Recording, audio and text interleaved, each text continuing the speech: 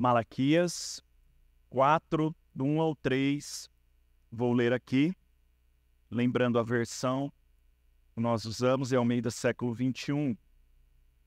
Diz o Senhor dos Exércitos, aquele dia virá, abrasador como fornalha, todos os presunçosos e todos os que cometem maldade serão como palha, e o dia que virá os queimará. Não sobrará raiz nem ramo, mas para vós, os que temeis o meu nome, nascerá o sol da justiça, trazendo cura nas suas asas, e vós saireis e saltareis como bezerros soltos no curral. Pisareis os maus, porque serão como pó debaixo da planta dos vossos pés, naquele dia que prepararei, diz o Senhor dos Exércitos. Amém? Oremos. Senhor, obrigado pela Tua palavra. Fale aos nossos corações nesta manhã, para a glória do Seu nome. Amém. Amém, irmãos? Estamos nessa série de mensagens em Malaquias aqui pela manhã, com o tema O Culto Segundo Deus. E chegamos aqui ao último aspecto do culto que Malaquias vai trabalhar, que é a verdadeira esperança. Lembram? Malaquias, ele é o último profeta do Antigo Testamento, é a última pessoa que Deus vai usar para falar em nome dele, é o último que diz assim diz o Senhor. Depois Deus silencia-se até Cristo, somente Cristo depois vai dizer, eu vim em nome do Pai, falo aquilo que o Pai me enviou, me mandou a falar. Mas Malaquias é o último e, diferente do que muitos entendem ou usam, ele não fala só, ou na verdade a sua mensagem não se concentra na questão financeira e tudo mais. Mas na verdade ele está falando a respeito do culto. A última coisa que Deus quer trabalhar com o povo aqui é o culto, mostrando, olha, vocês precisam entender que tem que me oferecer um culto segundo o que eu quero, não o que vocês querem. E é interessante isso, irmãos, porque nós vivemos dias assim hoje. Nós vivemos em dias muito plurais, né, Pastor Fernando? Em dias muito onde a diversidade é o nome da vez, é a pauta da vez, é aquilo que rege a sociedade. Eu acho que eu já usei esse exemplo aqui, mas eu lembro quando eu era criança, que meu pai, quando ele chegava assim em casa, falava, hoje nós vamos almoçar fora, hoje nós vamos comer fora. Eu já ficava contente, porque eu sabia onde era sempre o mesmo restaurante aqui em Bauru, ali no centro, mas nós íamos lá, a família toda íamos ali no Vila Rica comer comercial, era o comercial. Então meu pai já chegava e já pedia o comercial e falava, eu quero com bife a cavalo. E todo mundo comia o comercial com bife a cavalo, Ezequiel. Não tinha outra opção. Então nós sentávamos à mesa, a família toda, e comíamos ali. Hoje eu saio com a minha família, saio com a Valéria e as meninas, nós vamos no shopping. E você tem lá a praça de alimentação. Então cada um pega o que quer, come o que quer, mas senta todo mundo junto. Mas cada um come o que quer. Eu quero lanche, eu quero Mac, eu quero BK, eu quero comida, eu quero não sei o quê. Eu quero isso, eu quero pizza, eu quero... enfim. Então, hoje nós vivemos em dias onde essa ideia do o que é a minha vontade, o que eu gosto de fazer, o que eu quero fazer, tem regido muitos ambientes e as pessoas têm construído e preparado os ambientes nesse sentido. Então, você vai num ambiente, você tem várias opções. Não mais nos é colocado uma única opção. Então, na época que eu ia almoçar o comercial lá com os meus pais, não tinha opção de eu pegar outra coisa. Era o comercial para a família inteira e era aquilo que nós tínhamos que comer. E comíamos, mas hoje não. Cada um tem sua vontade. O filho não gosta do arroz com feijão, não gosta do brócolis, não gosta do bife, não come carne. Aí pega o hambúrguer vegano, enfim. E aí cada um escolhe o que quer. E isso, irmãos, tem sido a marca da nossa sociedade, tem gerado muito isso. Eu lembro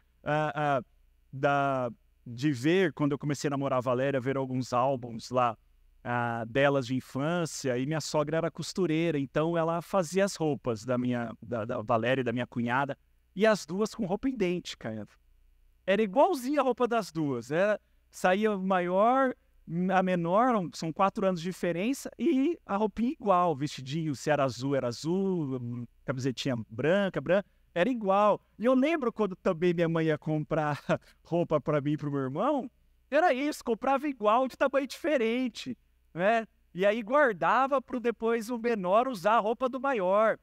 Mas hoje não, hoje são situações diferentes, cada filho gosta de um jeito, usa a roupa de um jeito, cada um tem a pasta de dente, segundo o seu gosto. Tem o shampoo do seu gosto, vai lá no banheiro, tem shampoo que parece que é uma mercearia, né? Prateleira, um monte. Pra que é esse? Não, esse é da Gabi, não, esse é da Isabela, esse é o meu. Não, esse aqui é só pra usar de sábado. Esse aqui é só na segunda. Por quê? Porque nós vivemos em dias, irmãos, em que tudo está baseado no gosto do homem. Tudo está baseado naquilo que nós queremos. Né? Literalmente é a gosto do freguês. Tudo é a gosto do freguês. E isso não está também longe das nossas igrejas. Isso não está longe do ambiente cristão, isso não está longe do ambiente espiritual. Hoje nós vivemos dias onde nós temos espiritualidade a gosto do freguês. Espiritualidades a gosto daqueles que querem servir. A pessoa ela pode escolher que tipo de espiritualidade ela quer acreditar, que tipo de espiritualidade ela quer ter e construir. Ela pode escolher as suas crenças, ela pode escolher a qual divindade ela vai servir. E quando nós partimos para o cristianismo, irmãos, isso também é uma verdade. Hoje nós temos igrejas cristãs ou evangélicas a gosto das pessoas. Igrejas com um estilo tal, com um estilo assim, igrejas que são assado, igrejas que fazem isso, aquilo. Por quê? Porque no final das contas, as pessoas querem ir para a igreja porque elas querem sentir bem. E de certa forma, guardadas as devidas proporções, isso é legítimo. Nós nunca vamos a um lugar para nos sentir mal. Um lugar que vai nos fazer mal. Então, é óbvio, irmãos, que queremos estar num local onde nos sintamos bem. Onde a gente tenha um ambiente que seja favorável. Um ambiente que gostamos de estar.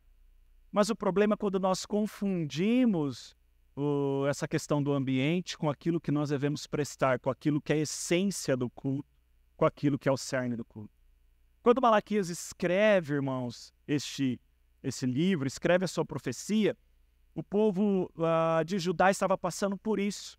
Eles tinham voltado da Babilônia, Jerusalém estava reconstruída, reconstruíram o templo, novamente começaram um culto, mas o que acontece? Eles estavam vindo da Babilônia, estavam vindo do mundo. Lembra que nós estamos estudando à noite, Daniel? A Babilônia significa o mundo. E aí ele vem com esses conceitos. E eles querem ou estão praticando no culto, de repente, costumes e práticas que eles aprenderam na Babilônia, porque na Babilônia eles não tinham culto. Eram os deuses dos caldeus que eles serviam lá, e depois os deuses dos persas. Eles não tinham culto na Babilônia. Aquele culto que foi inaugurado por Moisés, aperfeiçoado ali por Davi, depois chegou à sua glória com Salomão, com um templo maravilhoso, eles não tinham na Babilônia. Então, na hora que eles voltam, e aí eles têm que cultuar a Deus, eles querem fazer do seu jeito. Aí Deus fala, não é do jeito de vocês. O culto é segundo Deus. E aí Malaquias trabalha 7 aspectos do culto aqui que eles precisavam entender. O verdadeiro sacrifício, o verdadeiro sacerdócio, o verdadeiro testemunho, a verdadeira mensagem, a verdadeira obediência, a verdadeira profissão de fé e, por último, a verdadeira esperança. O último aspecto do culto. O culto ele tem que produzir uma esperança, mas uma esperança verdadeira. Não é uma esperança, irmãos, que muitas vezes é passada hoje, a esperança do triunfalismo, da prosperidade, a esperança de que não vamos ter problema, a esperança de que crente não morre, né? Vai viver com Peter Pan na terra do nunca para sempre. Mas a verdadeira esperança, qual é a verdadeira esperança que o culto tem que transmitir? Qual é a verdadeira esperança que o culto segundo Deus tem que transmitir? E aí, Malaquias vai falar desta verdadeira esperança para 2 vertentes, para 2 grupos de pessoas. Primeiro, para os maldosos, os que não temem o nome do Senhor e depois para os que temem o nome do Senhor. Então ele vai falar o culto, ele expressa esperança para essas duas alas, esses dois grupos, dois segmentos de pessoas, para os maldosos e para os que temem ao Senhor. E ele começa já falando, então, qual que é a verdadeira esperança que o verdadeiro culto, que o culto segundo Deus, transmite para os maldosos. Versículo 1, vamos ler lá de novo? Diz o Senhor dos Exércitos, aquele dia virá, abrasador como fornalha. Todos os presunçosos e todos que cometem maldade serão como palha, e o dia que virá os queimará. Não sobrará raiz nem ramo. A primeira palavra dele é para os maldosos, para os que não temem o Senhor. E ele vai mostrar que o verdadeiro culto a Deus vai mostrar qual é a verdadeira esperança para esses. Primeiro ele começa dizendo que quem está dizendo aqui é o Senhor dos Exércitos. Comecinho do versículo, diz o Senhor dos Exércitos. É Deus que está falando, não é ele. Não foi algo que ele inventou. É Deus que está falando. E o que o Senhor dos Exércitos diz? Continua, aquele dia virá. Virá um dia, irmãos. Virá um dia. O dia virá. Lembra, eu comentei isso acho que alguns domingos atrás, à noite, falando sobre o porquê dos escritos apocalípticos, para que servia os livros com conteúdos apocalípticos quando os autores escreviam. Eles serviam para três coisas. Primeiro, para mostrar que o mal existe, o mal está aqui e ele cresce no mundo. Segundo, para mostrar que esse mal um dia vai ter um fim. Esse mal não vai reinar para sempre. Esse mal vai chegar um dia, ele terá um fim. E terceiro, que quem vence ou que vence esse mal é o bem. E ele triunfa sobre isso. Então, quando os autores escreviam sobre algum gênero, alguma literatura apocalíptica, em qualquer período da história, eles queriam dar aos seus fiéis essa ideia. Não importa o que esteja acontecendo hoje, ainda que o mal esteja em ascensão, chegará um dia que esse mal será vencido, e ele será vencido pelo bem. O bem vencerá. Malaquias está usando, dentro dessa perspectiva, a mesma coisa. Virá o dia. Virá o dia. Aquele dia, então virá um dia, irmãos, em que o mal não mais reinará, em que o mal será vencido. E aí ele vai dizer como será esse dia. Olha isso. Aquele dia virá abrasador como fornalha. Abrasador é ardente. Vai arder como fornalha, vai queimar como fornalha, como algo que consome tudo. Algo que não deixa nada, que transforma tudo em cinza, em pó, que é disperso pelo vento, que é levado pelo vento. E o que acontecerá nesse dia? E ele fala do dia, como será o dia, mas fala o que acontecerá nesse dia, quem vai ser afetado nesse dia. Continuando, diz o Senhor dos Exércitos, aquele dia virá abrasador como fornalha, todos os presunçosos e todos que cometem maldade serão como palha. Todos os que cometem maldade, todos os presunçosos, quem serão afetados? Os presunçosos, todos que cometem a maldade, eles serão como palha, serão queimados totalmente. Olha lá, e o dia que virá os queimará, não sobrará raiz nem ramo, não sobrará nada. Esse fogo consumirá. Eu lembro que não é todo ano que acontece, mas geralmente a gente sempre vê isso com frequência. Nos Estados Unidos, sempre na costa oeste, principalmente na Califórnia, às vezes quase todo ano tem focos de incêndio lá que perde o controle. Né? E aí começa a queimar as florestas, queima as casas, queima tudo. E às vezes a gente acompanha pelo noticiário, eles tentando controlar lá com todos os meios, com todas as maneiras. Mas, irmãos, o fogo consome. É muito difícil controlar o fogo. No entanto, que Tiago, quando ele vai falar do poder da língua, ele compara ao fogo que incendeia uma floresta. É algo sem controle.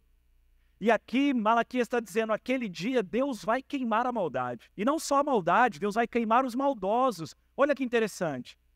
Ele não vai queimar somente o efeito do que está acontecendo, a maldade. Ele vai queimar a causa desse efeito, que são os maldosos, quem comete a maldade, os presunçosos. A gente sempre ouve muito isso, as pessoas relacionando o amor de Deus, né, a ira de Deus, ou que Deus odeia, ou que Deus abomina, ao efeito e não à causa, na expressão, Deus odeia o pecado, mas ama o pecador. Deus odeia o efeito, mas ama a causa. Não! A Bíblia nos deixa muito clara que Deus odeia quem causa o efeito. Deus odeia o pecador e condena o pecador. Deus não condena só o pecado. O pecado é condenado no pecador. O pecado é condenado no maldoso. O mal é condenado naqueles que praticam o mal. Mas vivemos dias em que não, o mal não é condenado porque você não pode condenar o maldoso. O mal passa a não ser condenado porque você não pode condenar o maldoso, você não pode condenar quem pratica o mal, você não pode condenar quem faz a maldade. Mas Malaquias deixa muito claro que a mensagem do culto verdadeiro, irmãos, é a mensagem que vai dizer para os maldosos: chegará o seu dia. E esse dia vai ser terrível. Você queimará como palha e não sobrará nada. E não sobrará nada.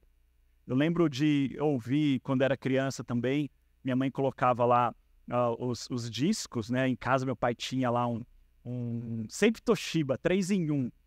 E eu falei pro meu pai, quando eu casar eu quero levar esse som para casa, mas enfim, não consegui. Mas tinha lá, era o xodó dele, né? Sempre Toshiba, de 1980, a frente cromada, daí colocava os discos lá. Antes dele se converter, ele gostava lá de um monte de banda, né? Mas aí depois comprou um monte de disco e ouvia, e aí eu lembro de uma música em específico que a minha mãe ouvia lá, não lembro o autor tal, mas a letra dizia o seguinte: nós não podemos ser só pregadores de rosas, nós temos que pregar os espinhos. E esse era o refrão: não somos somente pregadores de rosas, mas vamos pregar os espinhos, se referindo ao Evangelho. Vivemos dias, irmãos, onde a pregação tem se concentrado somente nas rosas. Mas Malaquias começa pregando pelos espinhos, dizendo: olha, maldosos, presunçosos, o dia de vocês chegará. Essa é a mensagem do culto, essa é a esperança que o verdadeiro culto, o culto segundo Deus, tem que transmitir. Tem que transmitir ao mundo, irmãos, que o mal um dia terá o fim. E terá o fim quando? Quando os maldosos forem julgados. O mal só vai acabar quando os maldosos acabarem. O pecado, ele entra no mundo, irmãos, pelo homem. É isso que a Bíblia fala, pelo Adão, pelo primeiro, o pecado entra no mundo. Então o mal deixará de existir quando o seu agente deixar de existir. Quando aqueles que praticam deixar de existir. E é isso que nós vemos das Escrituras, é essa a promessa de Deus. Deus vai eliminar o mal, literalmente, pela raiz. E é o que o versículo diz no final. Queimará, o dia que virá os queimará, não sobrará raiz, nem ramos, serão queimados totalmente, sem que nada reste. Mas Malaquias também vai direcionar, ou vai falar da verdadeira esperança agora àqueles que temem o nome do Senhor. Aqueles que temem o Senhor. Se o culto ele tem que transmitir, se um dos aspectos do culto é trazer a verdadeira esperança para os maldosos, para aqueles que são presunçosos, o culto também traz a verdadeira esperança para os que temem o nome do Senhor. Versículos 2 e 3. Aos que temiam e honravam o nome do Senhor. Olha como começa o versículo 2. Mas para vós, os que temeis o meu nome. Para vós quem? Os que temem o nome do Senhor. Se para os maldosos havia uma consequência, agora Malaquias vira para o outro grupo e fala: mas, entretanto, contudo, porém, todavia, para vocês é diferente. Há uma verdadeira esperança, uma esperança diferente, mas para vós quem? Quem não pratica o mal? Olha só. Exatamente, os que temem o Senhor. Ele não está dizendo para aqueles que não praticam o mal. Ele diz para os que praticam o mal: Deus vai queimar vocês como uma fornalha. Mas só que ele não vira para outro grupo e fala: mas vocês que não praticam o mal vão ficar bem. Não, irmãos. Ele diz para os que temem o Senhor. Por quê? É aquela máxima que a gente aprende, principalmente aprendemos no nosso país, que é a cultura a cristã, mas católica a romana, mas cristã, de que ele é gente boa, ele é bom, ele não rouba, né? Não mata, não bebe, não fuma, é gente boa. De vincular bondade, irmãos, com prática. Mas a Bíblia deixa muito claro que ser bom não é ser aquele isento da maldade ou quem não pratica a maldade, porque a bondade ela está vinculada a temer ao Senhor. Não é bom a pessoa que não pratica o mal. Perdão, a pessoa boa não é aquela que pratica o mal, que não pratica o mal. A pessoa boa é aquela que teme ao Senhor. Por quê? Porque tem várias variantes disso. Mas para vós, os que temeis ao Senhor, não é para vós que não praticam o mal. Não basta só praticar o mal. Não praticar o mal, perdão. Tem que temer ao Senhor. Tem que temer o nome do Senhor. E aí então Malaquias vai dizer, mas para vós, os que temem o nome do Senhor, como será aquele dia? Continuação do versículo 2. Mas para vós, os que temeis o meu nome, nascerá o sol da justiça. O sol da justiça. É diferente do calor da fornalha. O sol, nós sabemos, arde em fogo também, não é, irmãos? Mas é diferente da fornalha. Enquanto a fornalha, ela consome, ela destrói os maldosos, o sol da justiça é aquilo que produz vida. É aquilo que traz luz em meio às trevas. É um fogo diferente, é um calor diferente. É algo que produz vida e não morte. Enquanto o calor da fornalha consome, o calor do sol da justiça, irmãos, produz vida. E é isso que a continuação do texto fala, trazendo cura nas suas asas. O sol da justiça trará cura em suas asas, curará vocês, curará a sociedade, curará o meio em que vocês vivem. Não há redenção de uma sociedade, irmãos. Não há redenção de uma sociedade por meio da justiça. Em nenhum momento da história humana, a justiça humana redimiu uma civilização, redimiu uma sociedade. Nem nos áureos momentos da civilização grega, do Império Grego, que construiu toda essa ideia de democracia, de participação, de justiça, nem mesmo no Império Romano, que condenava com penas capitais e muito severas os seus criminosos. Em nenhuma civilização nós vamos encontrar resquícios de redenção pela justiça própria, pela justiça humana. Nenhuma sociedade será redimida por nenhum conceito de justiça própria. A sociedade só pode ser redimida, irmãos, se o homem for redimido no seu interior. Se Cristo curar ele interiormente. Se ele for curado pelo sol da justiça. Se seus conceitos mudarem, suas práticas mudarem, seus princípios forem redimidos. Se esse homem nascer de novo. Nós não vamos redimir a sociedade brasileira nos seus conceitos, nas suas práticas, se esta sociedade não mudar naquilo que ela é. E ela não vai mudar pelos seus próprios conceitos. Nós só mudamos, irmãos, quando nasce o sol da justiça sobre nós. Quando enxergamos o sol da justiça. Quando somos curados pelas suas asas. E o que acontecerá naquele dia? Olha, percebe? É a mesma dinâmica, a mesma didática que Malaquias descreve. Ele escreve aos maldosos como aquele dia será e o que acontecerá naquele dia para eles. E para os que temem o Senhor também, como será aquele dia e o que vai acontecer naquele dia. Versículos 2 e 3. Haverá uma alegria contagiante e sem fim, irmãos. Olha o finalzinho do versículo 2. E vós saireis e saltareis como bezerros soltos no curral. Quem aqui já viu, cresceu, enfim, ou já foi na roça, ou tinha um parente, um avô, um tio que tinha um sítio lá e já viu um bezerro nascendo e saltando ali, correndo, ou um potrinho. Irmãos, é o mundo novo ele está descobrindo. Nasce, não consegue andar ali, mas logo levanta, dá os primeiros passinhos. Quando ele percebe que ele pode se firmar nas quatro patas, sai pulando igual um doido.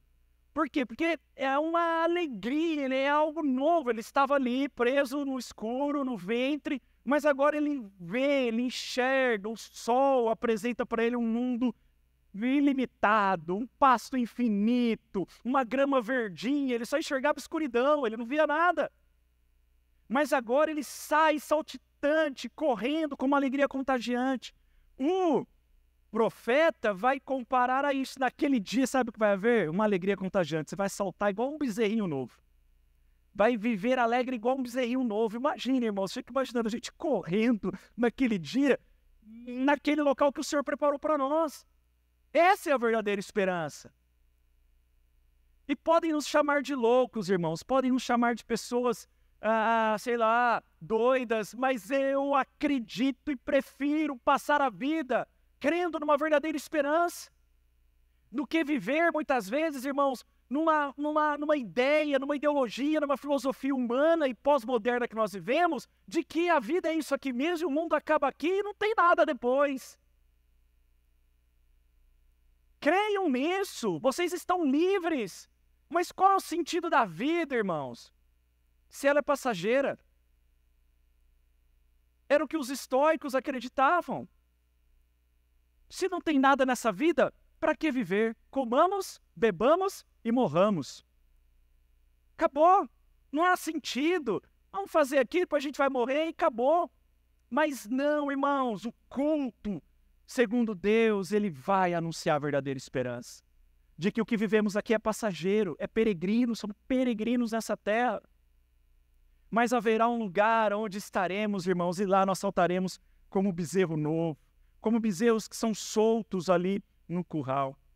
Mas não só isso, olha o que o profeta fala no versículo 3, pisareis os maus. Haverá julgamento e vitória. Aí ele diz o seguinte, pisareis os maus, porque serão como pó debaixo da planta dos vossos pés. Pisareis os maus. A Bíblia vai dizer, irmãos, que aqueles que temem o Senhor estarão com ele julgando o mundo.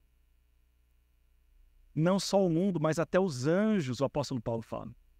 E nós estaremos junto com o Senhor julgando até os seres celestiais, julgando o mundo. Estaremos lá. E aí ele diz, vocês estarão alegres, saltando como bezerros soltos, mas também vão pisar os maus, vão eliminar a maldade. Lembra como que se elimina a maldade? Eliminando os maus. Pisareis os maus. Tudo já está preparado, como pó debaixo da planta dos vossos pés, naquele dia que prepararei. Como pó, vai pisar. O que é o pó? Nada. É algo insignificante. Você pisa no pó, bate o pó, é pó, irmãos. Não é nada. Naquele dia pisareis, porque serão como pó debaixo da planta dos vossos pés. O mal vai deixar de existir. Não vai ter mais nenhum impacto, nenhuma influência, nenhum domínio sobre as nossas vidas. E aí, assim como ele começou, ele termina. E quem está dizendo isso? O Senhor dos Exércitos. Assim diz o Senhor dos Exércitos, ele começa e ele termina. Assim diz o Senhor dos Exércitos. Como que hoje, irmãos, nós devemos cultuar a Deus? Tá bom, pastor, legal, mas isso aí foi lá, 400 anos antes de Jesus. Contexto judaico, profeta, judeu, templo, rabino, enfim. Mas o culto a Deus se limita a uma cultura, irmão, se limita a um tempo, se limita a uma época, se limita a um povo. Como cultuar a Deus? Como cultuar a Deus? O último aspecto do culto é esse, aguardando a verdadeira esperança. Nós cultuamos a Deus porque aguardamos a verdadeira esperança. Não cultuamos a Deus para aquilo que Ele pode dar, fazer para as nossas vidas aqui, mas o último aspecto do culto é este. Nós cultuamos a Deus porque aguardamos a verdadeira esperança. A verdadeira esperança. E como nós fazemos isso, irmãos? Como que nós aguardamos a verdadeira esperança? Em primeiro lugar, não negando aquele dia. O versículo 1 diz assim, diz o Senhor dos Exércitos, aquele dia virá. Irmãos, o dia virá. Como que nós aguardamos a verdadeira esperança? Não negando aquele dia. O dia virá, nós não podemos negar isso, nós não podemos deixar de anunciar isso, não podemos deixar de pregar isso. Não devemos e nem podemos, irmãos, deixar de falar isso. Aquele dia virá. O dia virá. Nós temos que anunciar. Nós aguardamos a verdadeira esperança quando primeiro não negamos aquele dia, quando anunciamos aquele dia. Olha o que diz Mateus capítulo 7, dos versículos 21 ao 23. Nem todo que me diz Senhor, Senhor, entrará no reino do céu, mas aquele que faz a vontade do meu Pai que está no céu. Naquele dia, muitos me dirão, Senhor, Senhor, nós não pregamos, nós não profetizamos em Teu nome. Em Teu nome não expulsamos demônios. Em Teu nome não fizemos muitos milagres. Então lhes direi claramente, nunca vos conheci. Afastai-vos de mim, vós que praticais o mal. Olha aqui, Cristo condenando o mal por quem pratica o mal. Nós não podemos negar aquele dia, irmãos. É parte das boas novas, é parte da pregação do Evangelho. Nós vivemos em dias hoje onde foi tirado, irmãos, isso das nossas pregações, dos púlpitos das igrejas. Você vai para a internet, você vê os coaches aí da modernidade, da pós-modernidade, pregando um evangelho, irmãos, sem aquele dia. Um evangelho aqui agora, é aqui o céu, é aqui o inferno, é aqui a sua vida, seja feliz. É para isso que Deus existe, para te fazer feliz. Você é o centro de Deus, você é a vida de Deus, você é o coração de Deus. Deus anseia em te satisfazer. Um positivismo, gospel, sei lá, que excluiu da sua pregação naquele dia. Cristo é a pessoa que mais fala do inferno no Novo Testamento, irmãos. Jesus foi quem mais falou sobre o inferno, sobre os últimos dias, sobre o juízo de Deus, sobre aquele dia no Novo Testamento. Nenhum pregador, nenhum apóstolo no Novo Testamento falou mais sobre isso do que Cristo. Era um dos seus temas nas suas pregações, nas suas parábolas. Nós não podemos, irmãos, negar aquele dia. Aquele dia virá. Aquele dia virá. Nós temos que pregar, irmãos. Nós temos que alertar. E o culto, ele tem que expressar essa verdadeira esperança. O culto tem que mostrar isso. Segundo. Como nós fazemos isso, pastor? Como aguardamos a verdadeira esperança? Primeiro, não negando aquele dia. E segundo, entendendo aquele dia. Versículo 3, Malaquias 4. Pisareis os maus, porque serão como pó debaixo da planta dos vossos pés naquele dia que preparei, diz o Senhor. Entendendo aquele dia, irmãos, aquele dia será um dia de julgamento.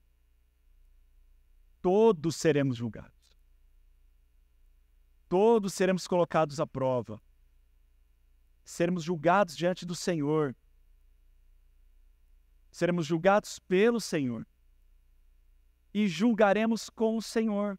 Aqueles que estiverem com Ele julgarão com Ele. 1 Coríntios 6, versículos 2 e 3. Ou não sabeis que os santos julgarão o mundo?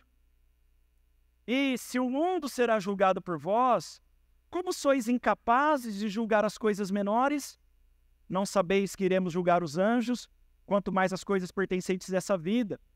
Paulo está questionando aquela igreja num sentido em que eles estavam praticando coisas que eles não deviam praticar. E ele está dizendo o seguinte: vocês devem julgar isso, que é certo ou errado, porque vocês não sabem que nós, os santos, julgaremos o mundo. Nós, os santos, vamos julgar o mundo, vamos julgar até os anjos. Então vocês têm que julgar essas coisas, julgar o certo ou errado.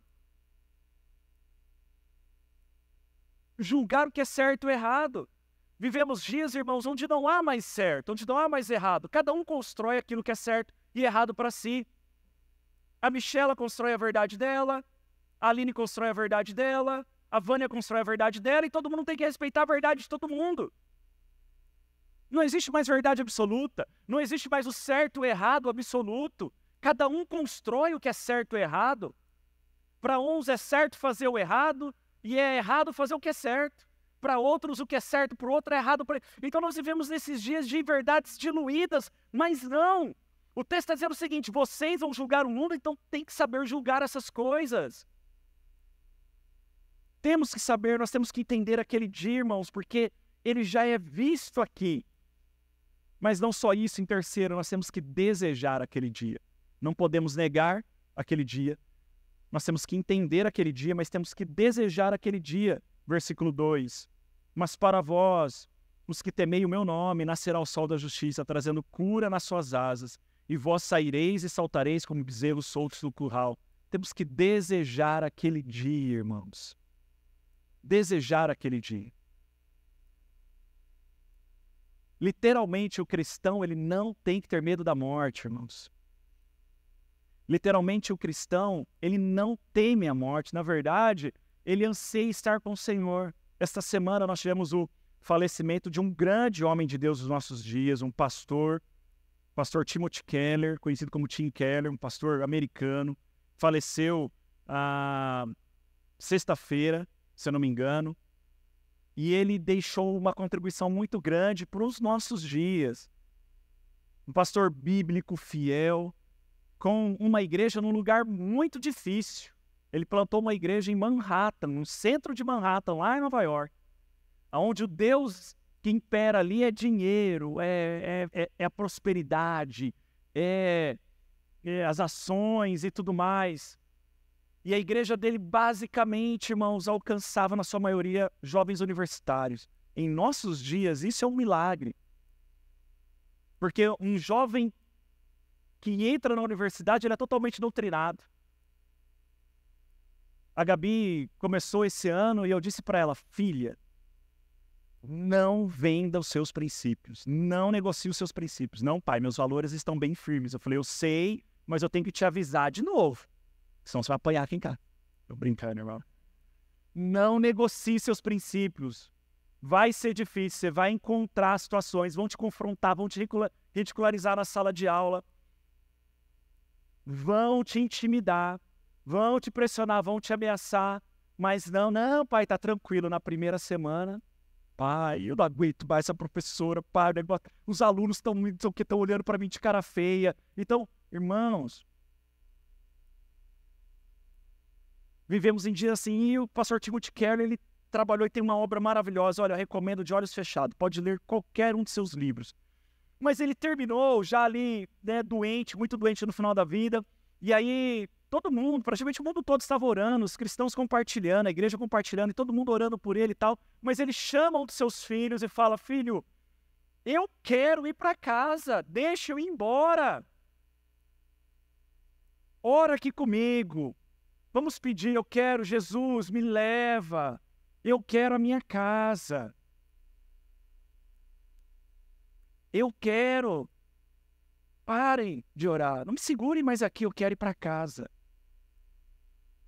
Nós vimos a semana passada, na escola bíblica, o especial dos Dias das Mães, a mãe de John Wesley, Susan Wesley, quando estava no leito de morte e tudo, o que ela disse para os filhos? Olha, a hora que eu fechar o olho, vocês não vão chorar, mas vocês vão cantar salmos de louvores a Deus, porque o meu Redentor está vindo me buscar. Nós temos que desejar aquele dia, irmãos. Como cristãos, nós temos que desejar aquele dia. O apóstolo Paulo diz, a morte para mim é lucro, mas enquanto eu não morro, eu vou viver por Cristo e para Cristo. Mas a morte para mim é lucro. Apocalipse capítulo 22, versículos 16, 17, 20. Eu, Jesus, enviei o meu anjo para vos testemunhar essas coisas em favor das igrejas. Eu sou a raiz da geração de Davi, a resplandecente estrela da manhã. O Espírito e a noiva dizem, vem, e quem ouve diga, vem, e quem tem sede, venha, e quem quiser, receba de graça a água da vida. Aquele que dá testemunho dessas coisas diz, certamente venho em breve. Amém. Vem, Senhor, é este o nosso clamor. Maranata, vem Jesus. Já refúgio a glória eterna de Jesus, o Rei dos Reis. Breve os reinos deste mundo ouvirão as suas leis, os sinais da sua vinda já se mostram cada vez. Vencendo, vem Jesus, vem Jesus. Esse é o nosso desejo, irmãos, temos que desejar aquele dia. Isso não quer dizer que você não vai ter desejos pessoais, construir família, casar, ter filhos, se formar, deixar um legado para sua família, deixar ali uma boa herança, uma boa providência para os seus filhos. Sim! Tudo isso é legítimo, irmãos, mas não mais do que o desejo de estar com o Senhor. Não mais do que o desejo de estar com Cristo. Eu fazia uma oração muito ignorante quando eu era jovem. Eu orava assim: Senhor, não volte ainda não, deixa eu casar primeiro. Eu orava, irmãos, eu comecei a namorar a Valéria. E aí já falou, ó, ela chegou, eu gosto de você, eu quero namorar você, não sei o quê. Tudo bem, mas é para casar em 1 ano. Porque eu falei assim, a gente tem que casar rápido, para que Jesus volta. Vamos casar rápido. Mas 1 ano, eu falei, 1 ano. Daí casamos em 1 ano. E aí eu orava assim, Senhor, eu casei, mas não volta ainda não, eu quero ter um filho. E não que isso não seja legítimo, é maravilhoso, irmãos, cumprir o propósito do Senhor, cumprir o mandato do Senhor quanto homens, de frutificar, encher a terra, filho é bênção, casamento é bênção, o mundo prega o contrário. Para você crescer na vida, não case, primeiro vai conquistar suas coisas. Não, irmãos, ao contrário, uma pessoa só se realiza e conquista o máximo que ela pode se ela cumprir o mandato dela. E aí, então casei, tive as nossas filhas, enfim. Mas essa oração ingênua e até ignorante de que as coisas aqui são mais importantes, não são. Temos que cumprir os nossos mandatos, mas, irmãos, desejar o céu. Desejar o céu. Temos que desejar o céu. Se não desejamos, irmãos, tem alguma coisa errada. Nós não compreendemos o Evangelho da maneira correta. Temos que desejar aquele dia. Temos que desejar. E por último, como fazemos isso, pastor? Como nós aguardamos a verdadeira esperança no culto segundo Deus? Sabendo quem é o dono daquele dia. Sabendo, irmãos, quem virá naquele dia. Versículo 1, o comecinho, e o 3, o finalzinho. Assim diz o Senhor dos Exércitos. Diz o Senhor dos Exércitos. Versículo 1 do capítulo 4. Finalzinho do versículo 3 do capítulo 4. Diz o Senhor dos Exércitos. O Senhor dos Exércitos. O Senhor dos Exércitos. Aquele dia é o dia dele, irmãos. É o dia que ele virá. É o dia em que não haverá mais nenhuma chance. O dia em que ele apontar, o dia em que ele se manifestar, irmãos, acabou. Não tem mais chance, não tem mais opção. Pedro, no seu primeiro sermão, depois que eles recebem o Espírito Santo, no primeiro sermão dele, ele diz isso lá em Atos 2:20. Que naquele dia o sol se transformará em trevas, a lua em sangue, antes que venha o grande, glorioso dia do Senhor. O dia é dele. E a própria criação, a natureza se curvará diante dele. O sol não mais brilhará. A lua, irmãos, vai se transformar em sangue, porque o Senhor vai se manifestar. Em 1 Tessalonicenses 5:2, porque vós mesmos sabeis perfeitamente que o dia do Senhor virá como o ladrão da noite, ou seja, de surpresa, de maneira oportuna, nos pegará desprevenidos. Assim será aquele dia, não terá anúncio. Mas ao contrário, nós vemos que eles falam, eles vão estar vivendo as suas vidas, festas, bebedeiras, casando, descasando, estarão nos seus próprios prazeres. Virei como um ladrão na noite. Como um ladrão na noite. Apesar de não crermos na maneira como essa linha teológica expõe, ou como essa produção cinematográfica expôs, mas, irmãos, eu lembro de adolescente jovem assistir aí os filmes do Deixados para Trás, assistir a sequência, e, nossa, e nós assistimos o culto de jovens. E aí era um medo, os jovens não queriam ir embora, queria ficar na igreja, vou dormir aqui, eu vou ficar... Porque é aquela ideia das pessoas desprezando o evangelho, desprezando a igreja, e de repente Cristo buscando a sua igreja. Não queremos aquela maneira de que Cristo buscará a sua igreja antes da tribulação. Mas, de certa forma, as pessoas vêm, mas já não tem mais. E aí já foi. Eu poderia ter crido antes, e agora? agora não mais haverá chance, porque ele virá como um ladrão na noite. 2 Pedro 3,10, contudo o dia do Senhor virá como ladrão, no qual os céus passarão com grande estrondo, e os elementos queimando se dissolverão, e a terra e as obras que nela há serão descobertas. Virá esse dia, irmãos. Virá. As pessoas não podem negar isso. Eu estou assistindo um documentário muito legal. Eu gosto muito de documentários históricos sobre a história da humanidade, descobertas, arqueologia e tudo mais. Estou assistindo um na Netflix, chama Tempos Pré-Históricos, onde o jornalista lá que conduz o documentário, ele vai atrás de civilizações remotas. Ele quer provar que houveram civilizações há 10 mil, 11 mil anos atrás, enfim, bem evoluídas, para construir coisas que permanecem em nossos dias até hoje. Então ele quer provar assim, não eram pessoas, né, o tal dos hominídeos, os homens das pedras e tal, era uma civilização avançada, pessoas que tinham inteligência, que tinham conhecimento de arquitetura, engenharia, física e tudo mais. E o interessante, irmãos, olha só como que é as coisas. E em todos os lugares que ele foi, então ele foi no Iraque, ele foi no Irã, ele foi na Índia, ele foi no México, ele foi na Líbia, ele foi na Grécia, ele foi no Egito. E todos os lugares que ele vai, nos lugares que ele foi, ele percebeu algo que todas as civilizações antigas narram. Um cataclisma mundial que, pastor Fernando, chega até a me arrepiar, inundou o mundo inteiro e matou todas as pessoas. Aí ele até brinca, fala, os judeus falam que isso foi um dilúvio causado por Deus, mas de fato aconteceu. Ele só vincula com o final da Era do Gelo, é porque derreteu o gelo no mundo e aí inundou tudo.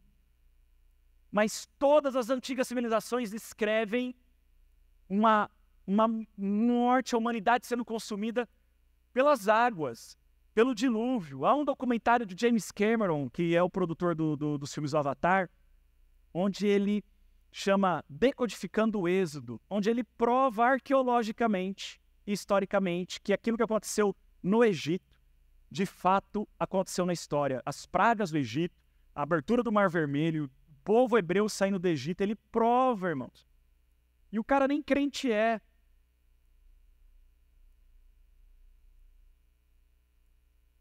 A mensagem está aí. Nós devemos anunciar, Cristo está às portas, irmãos. Maranata, vem Jesus, Ele está chegando. Apocalipse capítulo 1, versículo 10. No dia do Senhor eu me encontrei em espírito e ouvi atrás de mim uma voz forte como de trombeta, que dizia, escreve em um livro o que vês e envia-o às 7 igrejas, Éfeso, Esmirna, Pérgamo, Tiatira, Sardes, Filadélfia e Laodiceia.